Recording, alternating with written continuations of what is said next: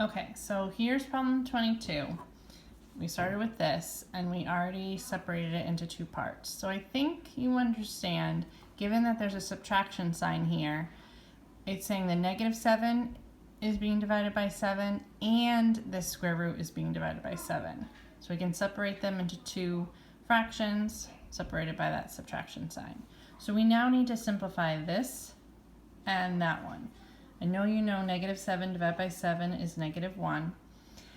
And then the next part, we have the square root of 98. Only the 98 is in the square root, not the 7.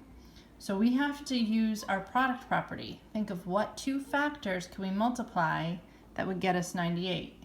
And of the two factors, we want one of them to be a perfect square. So remember, we have our list of perfect squares.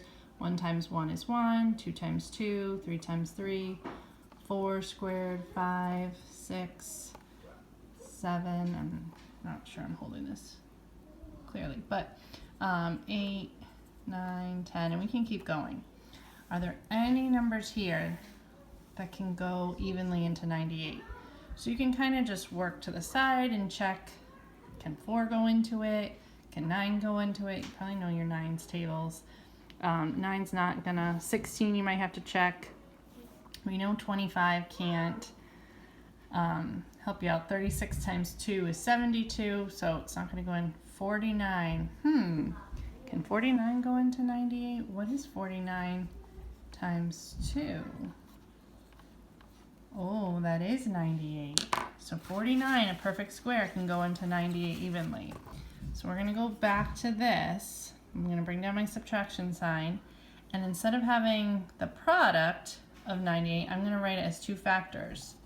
49, square root of 49, times the square root of 2 is the same as square root of 98. And since the square root of 98 is over 7, these have to remain over 7. So from here, look and see if there's anything more that can be simplified.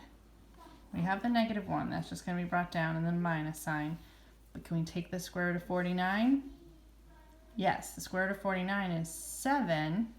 We can't take the square root of 2, so we're just going to bring that down, and that's over 7. Now there's one more thing that can be simplified here.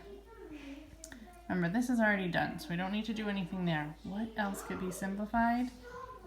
These 7's can cancel out because 7 divided by 7 is 1. It's like those can be gone, so we're left with -1 minus the square root of 2. So that's the final answer for problem 22.